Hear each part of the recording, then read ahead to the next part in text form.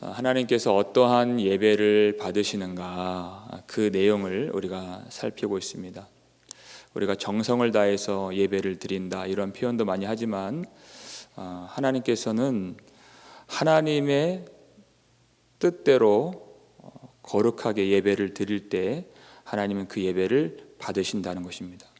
하나님께서 왜 택하실 그 곳, 자기 이름을 두시려고 택하실 곳으로 찾아 나아가서 예배를 드리라 명하셨는가?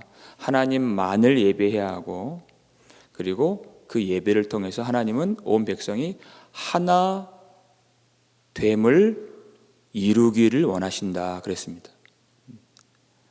그 한 곳으로 나아갈 때 온 백성이 다 거기서 모이게끔 되어 있어요.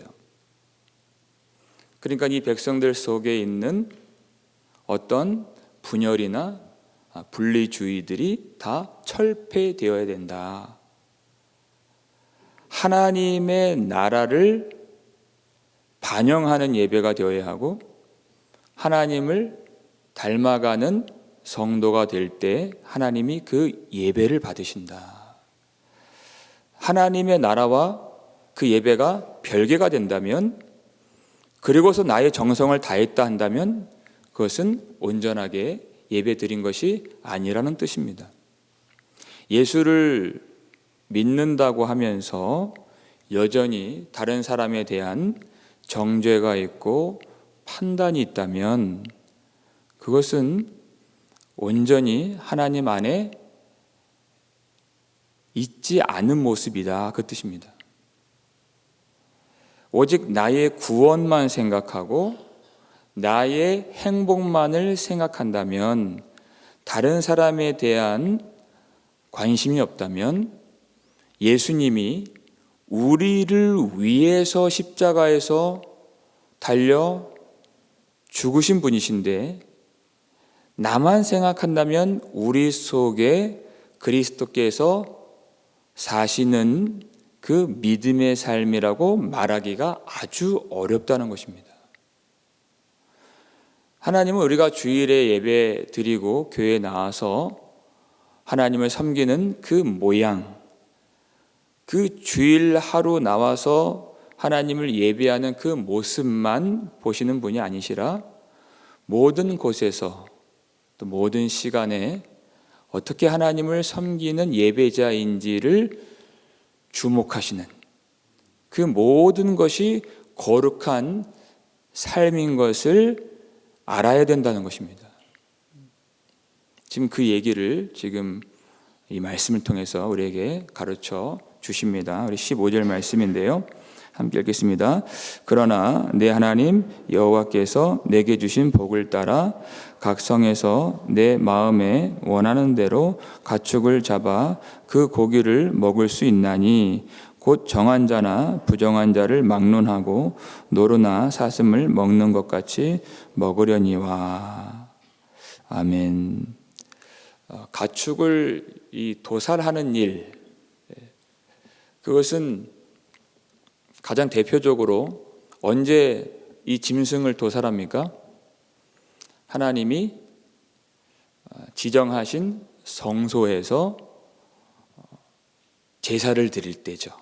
예배를 드릴 때 그 가축을 도살할 수가 있습니다. 화목제 같은 경우에는 하나님께 가지고 나와서 그 제물을 다 같이 나누어 먹죠. 고기를 먹을 수 있는 것이죠. 그런데 이 중앙성소를 하나님이 지정하신다 할 때에는 약속의 땅에 이 백성들이 들어가서 산다는 것은 아주 광범위한 지역에 걸쳐서 이 백성들이 거주하게 되는 것을 의미해요. 그러니까 중앙의 성소, 그 한 곳에서 예배를 드린다 하는 것은 매 안식일마다, 매 예배마다 그렇게 하기가 아주 현실적으로는 어려운 상황이 된 것입니다. 그러니까 이 6월절이나 이 장막절이나 이 초실절 같은 아주 큰 이 절기 때에는 민족 대이동의 이 제사가 있죠. 근데 지방 끝에 있는 사람들이 이 중앙 성소에 나와서 예루살렘에 와서 현실적으로 그렇게 예배하기가 어렵죠. 그때에도 내 각 성에 있을 때 내가 고기를 먹고 싶다면 마음대로 고기를 먹을 수가 있다. 그 얘기예요. 근데 이 얘기는 이 안에 무엇이 들어있는가? 창세기 9장 3절을 보게 되면 모든 산 동물은 너희의 먹을 것이 될지니라 이렇게 말씀하셨어요. 홍수 사건 이후에 노아에게 주신 말씀이에요. 그러니까 예배를 드릴 때 가축과 짐승을 가지고 와서 하나님께 드리죠. 제단에 바쳐요. 그런데 하나님이 모든 살아있는 동물은 너희의 먹을 것이 될지니라 이렇게 말씀하셨다고요.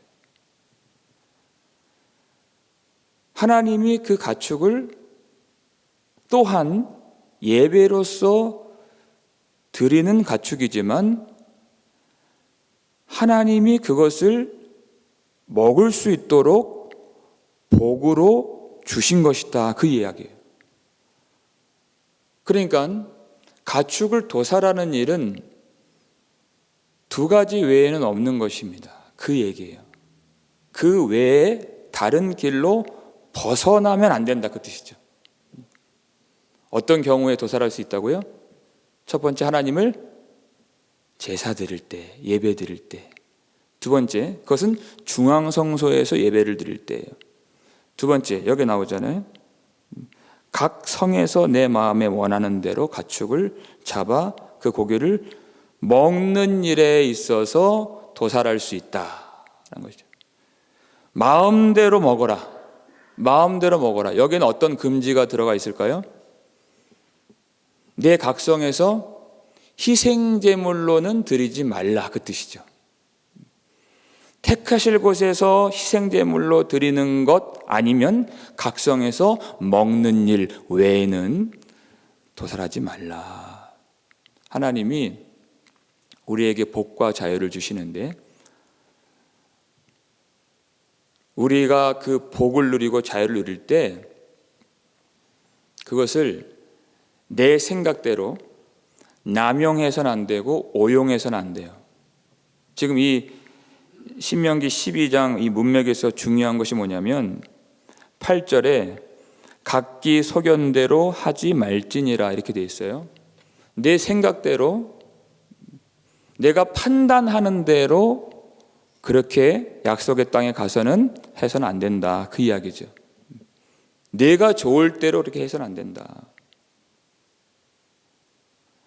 하나님 우리에게 복을 주시고 또 가축을 많이 그 백성에게 주실 수가 있는데 그것은 단 두 가지 외에는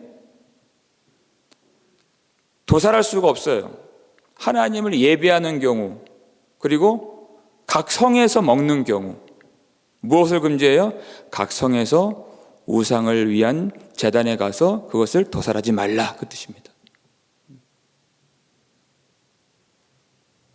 그러니까 중앙성소에 나와서 예배를 드릴 때에도 하나님 안에서 그렇게 하는 것이고 각 성에서 그리고 자기 가정에서 자기 삶의 터전에서 살아갈 때에도 하나님 안에서 하나님 앞에서 그렇게 살아야 된다는 것입니다. 어디를 가든지 우리 성도잖아요. 어떤 시간이든지 교회에 나와서만 직분 받은 사람인 양 사는 것이 아니고 우리 모든 삶의 영역에서 누구 앞에 있든지 그 사람 앞에 있는 것이 아니라 하나님 앞에 있다는 것을 기억하라. 이 고기를 먹을 때 아주 중요한 이 계명을 주시죠. 16절 말씀인데요. 읽겠습니다. 오직 그 피는 먹지 말고 물같이 땅에 쏟을 것이며. 아멘. 그 피를 먹지 말라. 처음에 노아에게 다시 홍수 사건 이후에 새롭게 된 땅, 그리고 만물이 새롭게 된 그 시점에서 노아에게 주신 말씀이에요. 마치 무엇과 같아요? 아담에게 주신 하나님의 복과 말씀과 같죠? 마음껏 먹어라. 그러나 선악을 알게 하는 나무의 열매는 먹지 말라. 하심과 같이 마음껏 고기 먹어라. 그런데 피는 먹지 말라. 그렇죠? 육체의 생명은 피에 있음이라. 피는 죄를 속하느니라. 피는 죄를 속하는 것이에요. 피는 생명과 같은 것이에요. 피는 거룩한 것입니다. 그러니까 마음껏 내가 고기를 먹지만 그 피는 땅에 쏟아붓고 흙으로 덮으라. 먹지 말라. 이렇게 말씀하셨어요. 피는 생명과 같기 때문에 여러분, 그 생명은 누구의 것입니까? 하나님의 것이죠. 하나님의 주권을 침해하지 말라는 것이에요. 하나님의 거룩성을 침범하지 말라는 것입니다. 피는 죄를 속하느니라 그랬어요. 하나님이 그 피로써 그 백성들을 용서하시고 그 백성들을 정결하게 하시는 이 정결의 수단이 피인데, 하나님의 구속의 방법을 멸시하지 말고 폄훼하지 말고 그것을 무시하지 말라.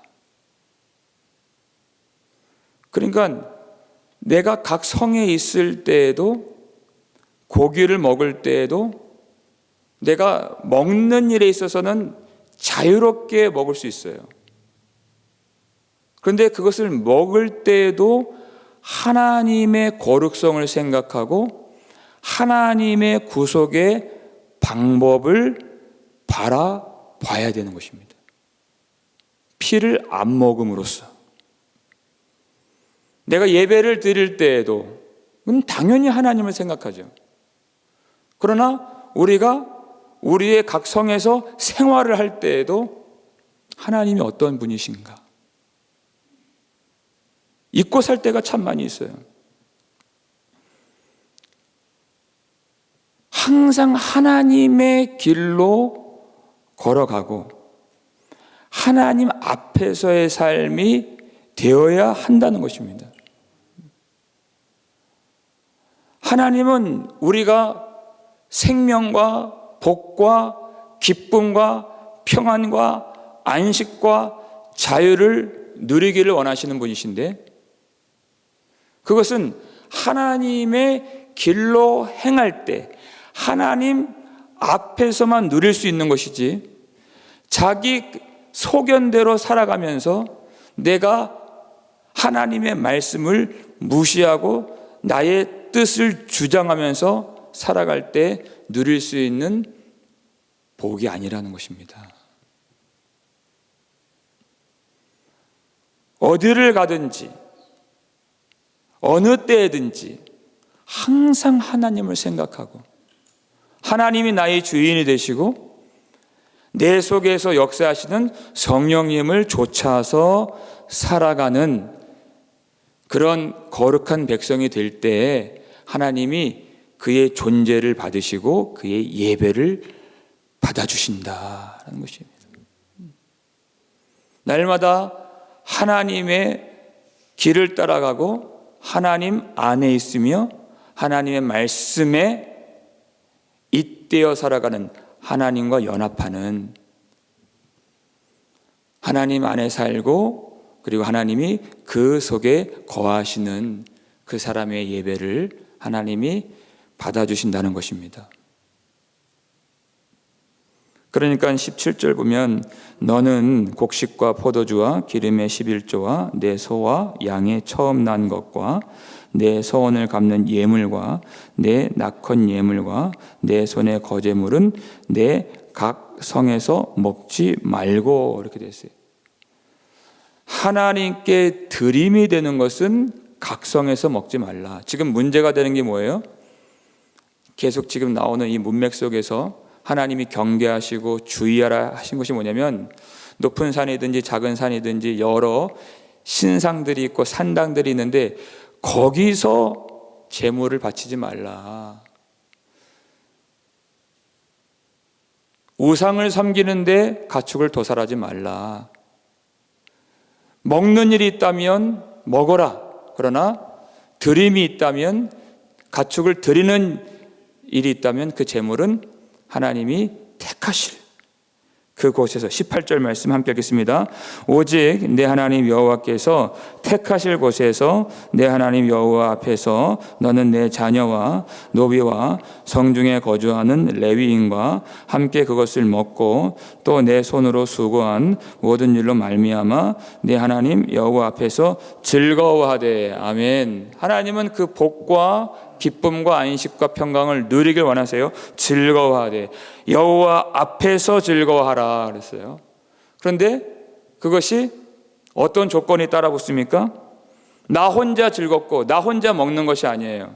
내가 구원받고 내가 예배를 드리고 내가 은혜를 받고 내가 하나님 앞에서 나 혼자 즐거워하는 것이 아니라 내 자녀와 노비와 그리고 내 성중에 거주하는 레위인과 함께 그것을 먹고 그래서 함께 그것을 먹으라. 하나님의 나라죠, 이것이. 하나님과 연합되었다면 어디를 가든지, 성중에 있든지 택하실 성소에 가든지 하나님과 연합하고 하나님의 길을 걷고 그 말씀에 순종하는 하나님의 거룩한 백성으로 살아갈 때 내가 하나님과 연합한 존재로서의 증명이 어디서 나타나느냐? 내 자녀와 그리고 노비와 그 성중에 거주하는 레위인과 연합하여 함께 먹고 여호와 앞에서 즐거워하라. 내가 하나님을 사랑한다면 하나님 안에 있는 모든 자들도 사랑할 수 있어야 한다는 것입니다. 이게 하나님을 사랑하는 그것의 내용이에요. 내가 혼자 먹고 혼자 배부르고 혼자 만족한다? 그것은 하나님 앞에 제사를 드리는 것도 아니고 하나님을 기쁘시게 하는 일도 아닌 것이에요. 함께 먹고 함께 먹고. 여러분, 이 일들이 신약에 넘어와서도 그대로 실현됩니다. 왜? 하나님의 나라이기 때문에. 날마다 마음을 같이하여 성전에 모이기를 힘쓰고 집에서 떡을 떼며 기쁨과, 하나님이 주신 기쁨이죠, 순전한 마음으로 함께 먹는 것이, 이게 교회의 모습이에요. 그 말씀이 사도행전 2장 46절 47절 말씀인데 읽겠습니다. 날마다 마음을 같이하여 성전에 모이기를 힘쓰고 집에서 떡을 떼며 기쁨과 순전한 마음으로 음식을 먹고 하나님을 찬미하며 또 온 백성에게 칭송을 받으니 주께서 구원받는 사람을 날마다 더하게 하시니라. 아멘. 날마다 어떻게 한다고요?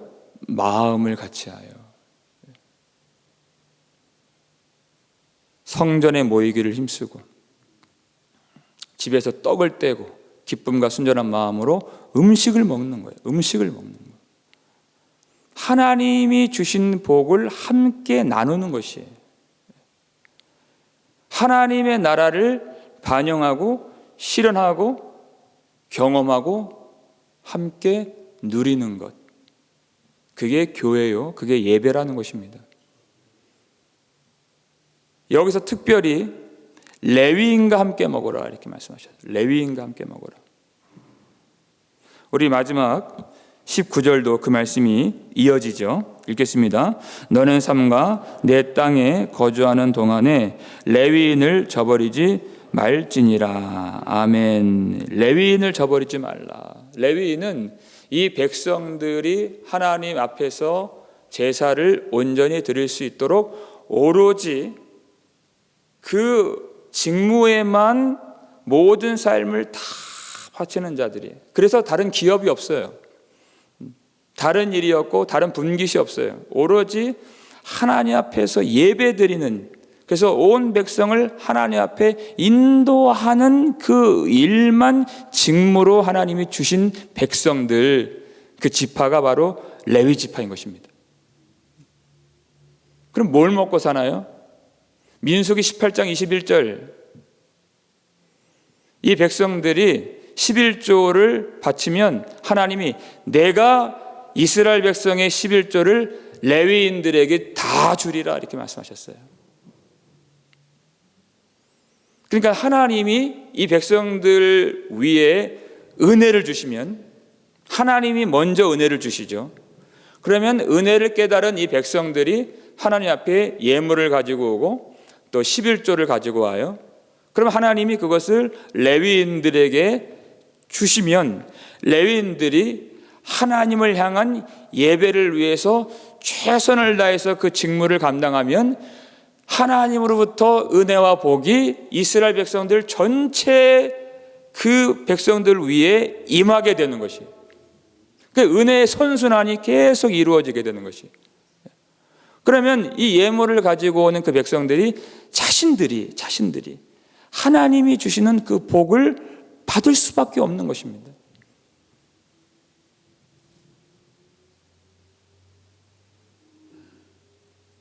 근데 이 백성들이 하나님을 찾지 않고 하나님께 예배드리지 않고 하나님 앞에 예물을 가지고 오지 않으면, 그러면 레위인들도 살 수가 없어요. 먹고 살 수가 없어요. 그러면 하나님 앞에 온전히 예배를 드릴 수도 없는 것이에요. 그러면 그 나라가, 이 백성이 어떻게 되겠습니까? 하나님의 임재와 하나님 주시는 복을 경험하지 못하고 누리지 못해요.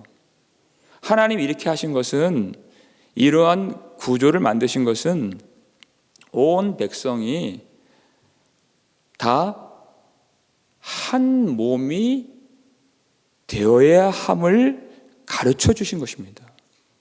한 몸이에요. 이스라엘 백성들이 하나님을 찾지 않고 자기 직무를 감당하지 아니하면, 각자가 그 직무를 이행하지 않으면 온 몸이 하나님 앞에 나아갈 수가 없어요. 레위인도 자기 직무를 감당하지 않으면 온 백성들이 은혜를 받지를 못해요. 이스라엘 백성들이 온전히 하나님을 찾고 자기 직무를 감당해야 레위인이 살고, 또 레위인이 하나님 앞에서 자기 일을 잘 감당해야 이스라엘 백성들이 살고, 이렇게 해서 서로의 존재가 서로에게 있어 너무나도 필요한, 그래서 연합할 수밖에 없고 사랑할 수밖에 없는 이 구조로 이 공동체를 만들어 주신 것입니다. 레위인을 저버리지 말라는 것은 하나님을 저버리지 말라는 것이에요. 그리고 우리가 한 몸인 것을 잊지 말라. 여러분, 이 원리도 신약에 고스란히 적용이 되고 하나님 말씀으로 우리에게 가르쳐 주세요. 그 원리는 동일합니다. 물론 구약시대처럼 레위인은 아니지만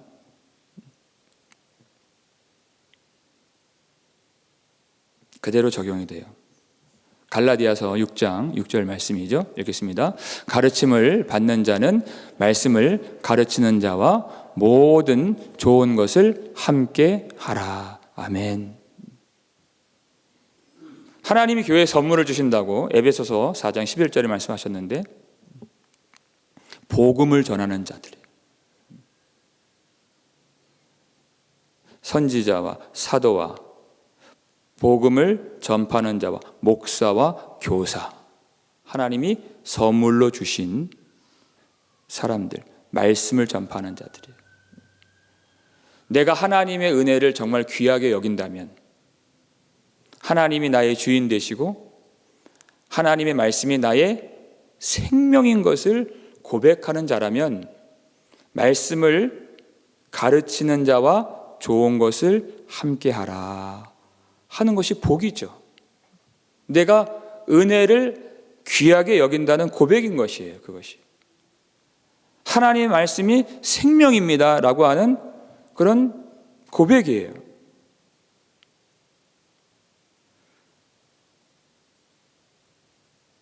이 말씀을 전하는 자들은 오롯이 하나님의 백성들의 영혼과 하나님 백성들의 구원을 위해서 그 짐을 담당하는 사람들이에요. 그러면 성도들은 그 말씀을 전하는 사역자들의 생활과 육신을 위해서 짐을 담당하는 것이 마땅하다. 그래서 하나님이 교회를 보실 때 교회 안에 사역자가 있다면 오로지 하나님의 말씀을 연구하고 신실하게 그 말씀을 전파할 수 있도록 전념할 수 있는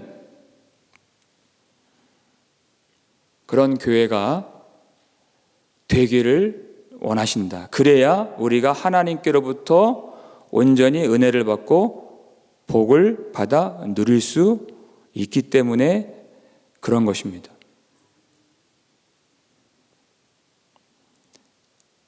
그러니까 이 전체의 내용이 뭐냐면 우리는 나의 행복, 나의 만족, 자기 존재에 집중해서는 안 된다는 것이에요.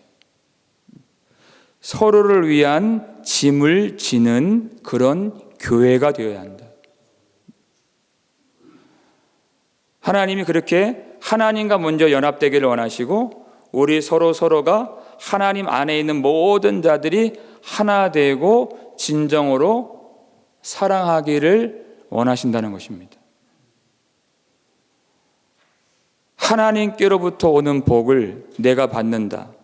그것을 넘어서 하나님께서 우리에게 주신 복을 우리가 경험하고 하나님의 나라를 실현하면서 함께 나눌 때 하늘의 기쁨을 함께 경험하는 우리의 예배가 되고 우리의 교회가 될 줄로 믿습니다. 하나님 주신 그 복을 따라서 이 세상에 빛이 되고 예수 그리스도 안에서 하나님이 주신 복을 함께 나눔으로써 하나님을 기쁘시게 하는 하나님의 임재와 하나님의 축복이 넘쳐나는 우리 교회가 되고 우리 가정이 되고 우리 삶이 될 수 있기를 주님의 이름으로 축원합니다. 우리 아버지 하나님 감사합니다.